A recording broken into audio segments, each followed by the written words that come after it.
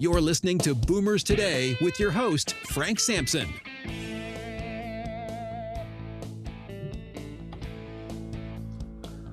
Well, welcome to Boomers Today.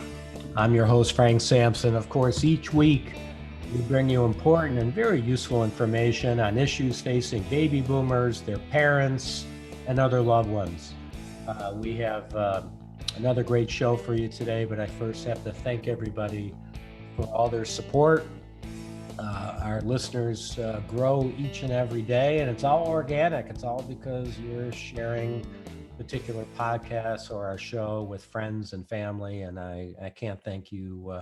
I can't thank you enough for that. So many of you listen to the show, maybe while you're going on your morning walk. Some of you listen to Apple Podcasts, Google Podcasts, iHeartRadio, Spreaker, Stitcher, a lot of the podcast stations. Some of you just go to our website at boomerstodayradio.com and listen to the shows there. However way you listen to it, we appreciate it, and thank you for all your support. I know you more and more listeners we're getting because we got great guests. I just asked the questions. We always have great guests, and I'm not going to disappoint you today. We have with us Mike and Kim Barnes, and over the past 5 years, they found themselves navigating problems they never saw coming from their parents, including Alzheimer's, pacemakers, COVID, pneumonia, and tough decisions they had to make to move their parents into senior living communities. They've learned to balance the many facets of parenting aging parents, including medical, financial, and everyday life decisions, emotional roller coasters, protecting their parents from scams, and more, all while parenting their college-age kids and building their careers. That's why they created Parenting Aging Parents, to provide information, resources, and support. Mike and Kim, I wanted to welcome you to Boomers Today. Thanks so much for joining us. Thank you for having us. Yeah, it's good to be here. Yeah, great. It's fun interviewing two people. I'm usually interviewing two for one. We got a twofer. This is great. So I think it's wonderful what you're doing. Have been in the business for many years myself in the senior care industry. There's so many families that just need support on so many things, and you've kind of experienced it firsthand. So, tell us a little bit, if you want to, add anything more about yourselves, anything more than what I just communicated, and what made you kind of start this business. Tell us, give us a little history. Yeah, it really started because my mom has Alzheimer's, and she started showing some signs about 10 years ago. Alzheimer's is not an overnight type of thing. And as her progress got worse and worse and worse, my sister and I talked to my dad about the fact that they lived about an hour outside of Dallas, Texas, kind of in the country. And we talked to them about, maybe you need to move closer to town, closer to where my sister lives in the Dallas area, into independent living. And my dad was, he was okay about it, a little resistant at first, just because he kind of pictured a nursing home as opposed to a nice, almost dorm-like situation. Cruise ship. Yeah, exactly. Right. But right. They moved, and within a couple of months, he's calling me all the time saying, "Son, this is the best move we've ever made. Thank you so much. This is great." And I think it helped my mom a little bit because she got more social interaction. But it's Alzheimer's, and you can't do anything but watch it get worse and worse and worse. And as it continued to get worse, my sister and I approached my dad again and said, "We're going to have to move mom into memory care, and you have to be behind it 100%. But we're going to have to, just because it's getting so tough on her and tough on you." And once again, my dad was very agreeable to it. And he said, "I understand. I want y'all to be in charge." So my sister and I went out and looked at 4 memory care places in one day that were pretty close to the independent living place where they lived. And we felt prepared because we've talked to our parents for a long time about things, and for a long time they've had us set up with the will and the power of attorney and the medical directive. And okay, it's going to be like looking at apartments and figuring out the best apartment for my mom type of thing. We were completely wrong, because we started looking at places and we were so overwhelmed because we didn't know what to look for, what questions to ask, if there were any red flags we should look for. I came back from that and started talking to Kim about the fact that I felt like if we who felt prepared were that overwhelmed, then a lot of people are going to be really overwhelmed. So what do you think about starting some type of group just to help people not be so overwhelmed and to try to answer their questions? And I had just sort of a different experience because my mom is single. And so there's different, different challenges with that just because Mike's parents had each other. But we've dealt with scams and moving her into independent living and just some health challenges as well. And so I felt the same. And what I realized is that when he started talking about it as well, that people don't talk about it. So I didn't even realize that some of my friends had a mom with Parkinson's or a mom who'd had brain surgery or things like that because we just don't really talk about it because it's not necessarily fun stuff. So at first I thought, okay, this is hard stuff to talk about. But once Mike's mom moved to memory care and he posted just one thing on social media about how hard that was, what I noticed and picked up on was, in addition to all the people who, of course, expressed great empathy for that, what I really picked up on was the fact that there were so many people who said, oh my gosh, I am right there with you, or I've already done it, or I see that coming in my future. And not necessarily just Alzheimer's specifically, but just that caring and the confusion that comes with all of the things that we've never done before. So how would we don't know how to navigate it. And I agreed that, okay, let's just try and see, let's open up a free private Facebook group and just see what happens and see if people are interested in talking about it. And what we found is very quickly dozens, hundreds, and now thousands of people are part of that community because it just can feel so lonely, or you feel like you must be the only person doing this in the middle of your workday or with, in between working on things with your kids and you're helping your parents and that kind of thing. And we've realized that there are so many people that just need that support and that community as well. Fantastic. That's great that you did that. So when Mike, when your mom was diagnosed, and I guess maybe when you made that decision to make that first move into independent living with your parents, how old were your kids? Gosh, my kids were probably, I guess at the time they were in junior high school and high school. Yeah. Yeah. And how did you kind of handle that? Not only just balancing dealing with the kids, but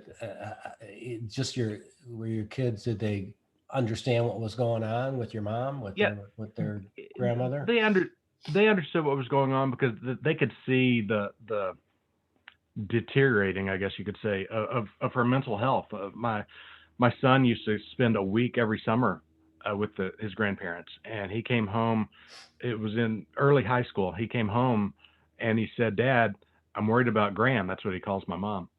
And I'm worried about Graham because she's not remembering things, and told me a story about what had happened where she'd gotten real mad about something that she should have remembered. And yeah, it made me realize, because I'd already picked up on her not remembering some things, but it was good to see that he was looking out for her as well. And both of our kids have really close relationships with all three of their grandparents, and it just helps them buy in and be a part of it. For years, my son has helped my dad with technology things when things have gone bad with his iPhone or his Wi-Fi or his computer or his iPad. My son's on the phone saying, "Okay," they call him Cubby. "Cubby, here's what you need to do." "Okay, thank you." And yeah, it's been a great relationship. So because of that, it's been easy for them to accept the part when I have to say, I've got to be gone all day. I'm leaving at 7 this morning to drive up to Dallas to take care of some things with mom and dad, and I've got to do this and this with your grandparents, and I'll be back late tonight.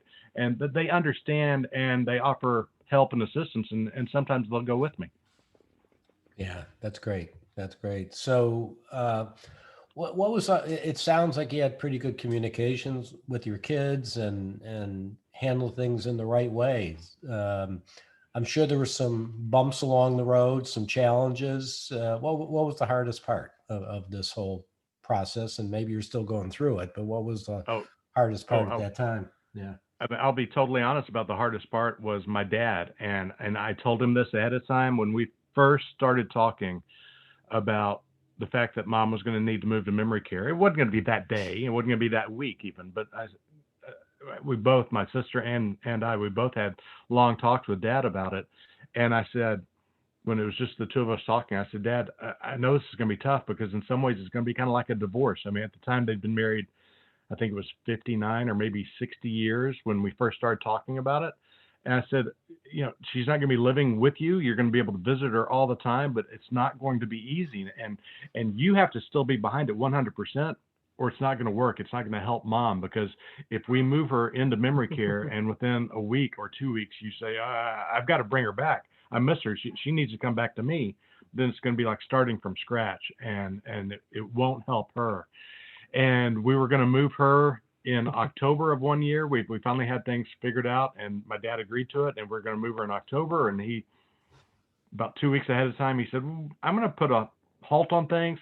I think it's going to mean a lot to Mom if she's still here with us, and living with me for Thanksgiving and Christmas, because that means so much to her. And part of me is like, Mom doesn't even know what month it is right now, so I don't know if that's going to be a factor, but okay, because again, I want you to be behind this 100%. Right. So we made it through the holidays, and we set up February the 8th to be the day that we were going to move her. And he called me, again, I'm 3 hours away. He called me on the 6th on Saturday and said, I'm going to make an executive decision. I'm putting a halt to things because Mom's birthday's coming up on February 22nd, and our anniversary is on February the 27th, and it's going to mean a lot to her if she's, here for that, and we need to delay this.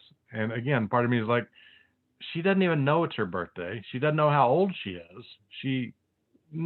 Okay, Dad, I understand. And it was hard on me because I want to do what's best for Mom, but I know it's also, we have to do what's best for Dad. And he has to agree to that because it was going to tear him up otherwise. So right. We finally moved her exactly a month later on March the 8th of that year of 2021. And it was a hard day to do it. And it was so tough on my dad because for 2 weeks, they didn't really want him to see her as she got adjusted to memory care. So he had to go 2 weeks without seeing someone he'd been married to for 61 years at that point. Yeah. And he made it through it. And I'm so proud of him because even to this day, he has a great attitude about things. He's figured out how to redirect things, and he shows her old pictures and explains things and brings up old memories that he still remembers and just tells her stories. And it's great hearing about it, but it was not an easy process for the entire family. You bring up a couple great points about redirecting and showing older pictures and all of that. What did you do to help educate your dad and educating yourself on this disease and how to deal with your mom and how to educate your kids? And, people need to be educated. What did you do to help with that? Yeah, the biggest thing is communication, that we talk to each other about what to do, because if any of you have been involved with Alzheimer's, that there's a stage that's not very fun. Stage 5 has a lot of anger and it's not great. And having our support group with Facebook, being able to talk to each other has helped as well, so that you get ideas from other people. But tell my dad, because during COVID, that first year of COVID, especially during the lockdown, I guess you could say, they were stuck inside their apartment in independent living, just the two of them. They had food brought to them by the place where they live, but they were stuck inside that apartment by themselves for months. And I talked to my dad all the time, and because as my mom's Alzheimer's was getting worse before that, when they were still living in their house, if he was ever on the phone with me or with anybody else and it wasn't on speaker, she would, accuse him of, well, you're talking about me. What do you think? You think I'm going crazy, don't you? Blah, blah, and get upset about things. And because of that, he started talking. He never made a phone call basically unless it was on speakerphone on his iPhone. So every day, I talked to my dad every day, and he would call me, and we'd be on speaker, and he would say something about my son or my daughter or me or Kim or something, and something would come up about COVID. And as soon as I would say the word COVID, I'd hear my mom saying, what's COVID? And I'd hear my dad say, it's that virus, hon. And it happened every single day, multiple times. And that was only when I was on the phone. So I knew that living with her 24/7, it was even worse than that. So I had to kind of talk to Dad about, Dad, you remember, Mom doesn't remember. Mom doesn't remember what you've said. She doesn't remember what was said 10 seconds ago. So you've got to A, accept that, and B, you've got to kind of redirect things, because when she gets upset about something, if she's thinking about something and thinks that you're being mean about something, or you're ignoring her, or whatever the anger comes from, just redirect her. And oh my gosh, I'm so proud of him right now, because he has figured out how to take pictures with him, photographs with him when he goes to visit Mom in memory care, and he pulls out those photos, and he says that her favorite one is a picture of Mom, Dad, my sister, and me, and it's from about 12 years ago or so. But he pulls out that picture and shows it to her, and she's like, now are those our two kids? Yeah. And do we only have two? Yeah. And who is this? That's Mike. He lives down in Austin. Oh, Amarillo? No, he lives in Austin. Oh, okay. And where does she live? She lives here, Diane. Okay. It helps her so much, to where my dad really feels a sense of, oh, the love, the relationship, the family. He feels like it's still there as he explains things to her, and it makes her very, Calm. I guess, calm. Yeah, because she likes talking about that stuff. Now, there are times when something could come up, and she's like, I don't understand why I'm here. Why did you put me here?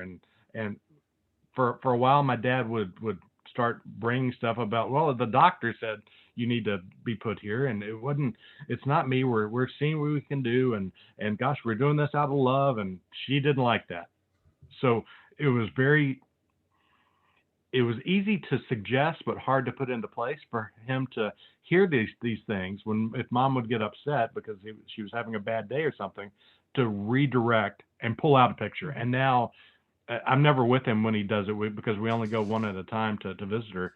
But he acts like he just pulls out a picture and shows her the kids or the grandkids, or an old picture from them a long time ago, and it just redirects her, and she's better. And they start talking about the old memories that he can share with her. That's So great. as much as your dad has wanted to sort of explain things, and I find that I do that with my mom sometimes too, that as much as you want to explain it, he's really just come to realize that that's not as productive as just redirecting. Yeah. Right.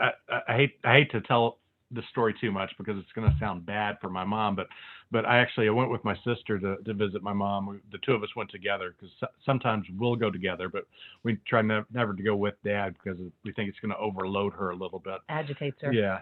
So my sister and I go, and my sister usually knits with yarn while it's going on, and we're talking to my mom early on, because we're there for about 45 or 50 minutes. Within about 5 minutes, as my sister's kind of knitting on yarn, as we're all three visiting, my mom says something sets her off, and she says, I just don't understand why I'm here. How come your dad gets to live by himself and just has so much fun? And she just starts going off. And my sister, just out of nowhere, says, oh my gosh, Mom, I dropped a knit. Can you help me straighten this yarn? And my mom, boom, goes into mom mode, Right. and starts trying to straighten that yarn and helping my sister, and forgets everything she was saying. Yeah. And now suddenly we're talking about better things. And the funny thing, funny, if you really want to laugh that way about it, is that 30 minutes later, we go to leave, and my mom hugs me. I tell her I love her, and she says, if you need to be in a place like this is a great place. I'm so glad I'm here. And I'm like, Yeah. wow. Yeah, that's It great. goes from rant to Yeah. Yeah. No, that's it can be challenging. There's no doubt about it. It can be. Yeah. So great information. I need to take just a real quick break just to recognize our sponsor. When we come back, we'll,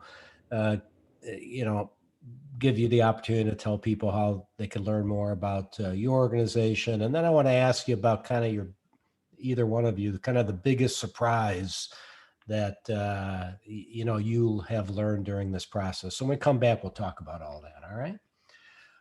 So do you know anybody who may be concerned about an older driver?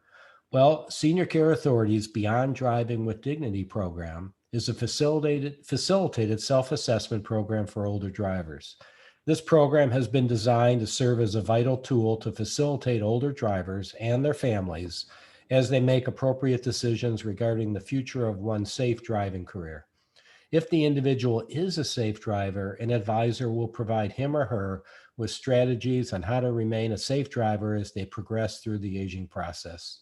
If driving retirement is the appropriate decision, then the individual and their family are offered possible alternatives, resources, and a specific plan to ensure a smooth and successful transition from the driver's seat to the passenger seat.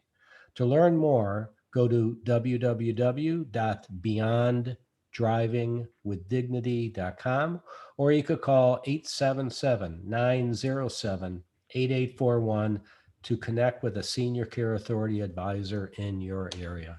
We're back with Mike and Kim Barnes, who are the founders of Parenting Aging Parents. So just kind of, before we get into some more questioning, so time doesn't run out, why don't you go ahead and share with our listeners more about the organization, how they can get in touch with you and learn more. Sure. It's parentingagingparents.com is our website, and that's the easiest place to go just to sort of learn more about what we do. On our website, you're going to find dozens and dozens of interviews that we've done with experts. We are both former journalists, television journalists, so we use our expertise of interviewing people and things like that to be able to bring information and really help people understand the stuff that they didn't even know that they needed to know. So we have a bunch of interviews on our website that are available for people to watch. And as well as there's a button right on the homepage that links right to our free private Facebook group that people can join. And that's it's an amazing community of support where people share insights, share experiences, and sometimes just need a place to be able to vent where they understand and know that other people know what they're going through. Right. Great. Well, that's wonderful. So are you both doing this full time, or you both have still have your careers and trying to manage this as well? We started helping people, training, coaching, however you want to describe it, help people be more comfortable on camera and speaking in front of groups a few years ago. And we still do that. We still help people, whether it's maybe even live presentations, whatever. Communicating isn't always easy for a lot of people. So we had Barnes Team Media, which we still have today. We just don't do it quite as much because we're trying to focus as much time as we can, not completely full time, but pretty close, on parenting aging parents, because we see such a great future here to be able to help so many people, because unfortunately it affects so many people out there. I mean, everyone around the country is affected by this. And it started, we live in Austin, Texas, so a lot of people who knew us because we were on TV here signed up for the group, joined the group on Facebook. But last time I checked, we had, I think it was 44 states around the country were represented, including Alaska and Hawaii. And we have some people even from out of the country, where everywhere in the country and everywhere around the world, people are experiencing problems and difficulties and just being overwhelmed trying to take care of their parents or help their parents as they get older. Yeah, I mean, I discovered that when I started the podcast, and we get statistics, and we have people not only all over the country, but I can't believe how many listeners outside the United States are listening to the show. So there's a tremendous need. So I commend you for what you're doing. Yeah, because the issues are similar, right? Whether it's an angry parent or a stubborn parent or a sick parent, the medical, the legal terminology might be different, or the healthcare systems might be different, but a lot of the underlying issues are similar, no matter what language you speak, no matter where you live. Oh, it's happening everywhere. Absolutely. Yeah. Right. So what's been the biggest surprise to you during this entire process? I think for me, helping my mom, I don't know that I realized how much time it would take and how it would often need to be in between work meetings or helping my child or either of our children do something as well. And even though they're older, so I can't even imagine if I was still trying to drive carpool and get them to activities every day. I mean, we have people in our Facebook group that are in that stage where they are truly still have kids at home, many young kids, and are doing a lot for their parents. So I think the time commitment, or just the time that it takes, and to be totally transparent, I live 3 hours away from my mom, so I'm not able just to run over daily, where there's many issues that come up on a daily basis that if I was in town, I would just say, okay, mom, I'll be there, because it'd be faster than trying to do it over FaceTime and try to figure it out, via FaceTime with all the technology. So I think that the time that I just didn't realize that it might take.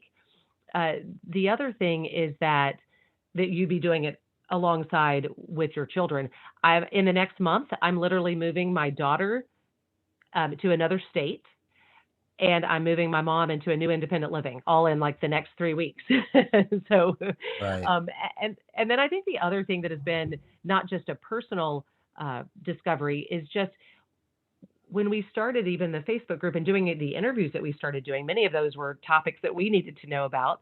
But what I've realized is that there are so many services and providers out there who can help you in this stage. Yet as the adult child, I don't know that they exist. I didn't even know what they were called. I didn't even know what they might be able to offer. So I didn't even know how to sit down and do a Google search, because I didn't even know exactly what I was looking for. So I think that's one of the things that we really feel like, if we can help connect people who are in this process of, oh my gosh, I'm so overwhelmed, I'm working full time, I have kids at home, and I want to be able to help my parents, helping them figure out and realize that there's so many people that can help them if they need that. And so being able to be that connector is really important to us too. Yeah, when we started this, my idea was that we use our interviewing skills of being former TV journalists to interview these experts and get people ideas about what to do, how to handle things, what questions to ask, and where to go. But I didn't realize, because of the situation I was in, and having Kim to fall back on and talk to about any problem I might have with my mom or my dad, having my sister where we have a good relationship and talk to her. One of my best friends has a parent who had Alzheimer's and was a stage ahead of my mom. So when my mom was stage 5, his dad was in stage 6. So we would talk about things, and he would tell me, oh yeah, your mom's going to be doing this soon, and here's what's going on with my dad. And as my mom went to stage 6, his dad went to stage 7, and we talked about that a lot. And his dad passed away recently, and we talked about that. So having that kind of helped me to be more just assured about things, comfortable about things. And I didn't realize that there are so many people who join our Facebook group who feel so alone, because they don't feel like they can talk about this to anybody, because it's kind of depressing. You don't want to talk about bad news for the most part. We always like to say that you're completely overwhelmed when you have children. Your first kid, you don't know what you're doing. You barely know how to change a diaper, but everyone under the sun, friends, relatives, coworkers, everyone has advice for you. Here's what you need to do. Here's how to make them sleep through the night. Here's what you do to get them to crawl. Here's what you do to get them to walk. Here's what you do to get them to be the best student in kindergarten. Whatever it is, you get so much advice. But when you're aging parent, whether it's, for anything under the sun, any problem that they have, it's not like you go up to your neighbor and say, yeah, mom's got dementia. How's yours doing? Yeah, what's going on? Yeah, how's that incontinence going with your mom? You just don't talk about these things. Right.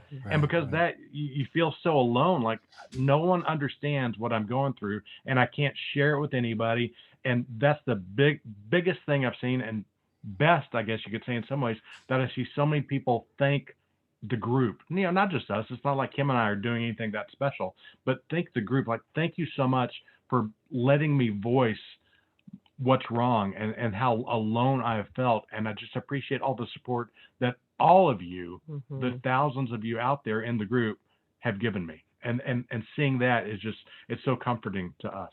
Right. Well, unfortunately we're kind of out of time, but I want to ask you something. Maybe you could just take a moment. And I think one of the greatest challenges is having those conversations, with your parents on just from a planning standpoint or next steps. And those are tough. Those can be tough conversations. Any quick tips that you can give to our listeners before we have to sign off? I think it's one, having those conversations and figuring out, based on my parents' personality, my personality, our family dynamics, what is the best approach? Because I think that's one thing that we have seen so evidently is that every situation is a little different. And what works for my mom doesn't necessarily work for Mike's dad. So I think it's figuring out what is the way that I can approach it. And can I come from a place of, hey, mom or dad, I was listening to this podcast and they were talking about how important it is to be prepared. I realized I've never asked you if you have a will, or, and because of that podcast, I'm making sure that we get our will taken care of and our powers of attorney done for our children. And I realized we haven't had that conversation before. Is that something that you actually have and I just didn't know about it? Those kinds of, are there ways that you can sort of casually bring up that conversation? Because those are the things that if you wait until you need it, it's too late. But and when it's more of in a crisis mode, they may be more resistant, but if you can bring it up in a sort of a casual way, they might be more open to it and it feel less threatening in many ways. Opening that line of communication early on about housing, about finances, about the legal issues, I guess you could say, just, wills, powers of attorney, et cetera. Just starting that conversation early and not waiting until they're 80, 85, 90 years old and things aren't going so well. Just makes it so much easier. If you start talking about it early on, it's just an easier conversation than, well, why are you attacking me now? You're just trying to get all my money. Don't do it. And you don't want that type of conversation to happen. So start the conversation early if you can. Great advice. Mike and Kim Barnes, Parenting, Aging with Parents. Thank you so much for joining us on the show. I really appreciate it. It was our pleasure. Thanks for having us. Yeah, and I want to thank everybody out there for joining us. Please be safe. And we'll talk to everybody next week. You've been listening to Boomers Today with Frank Sampson.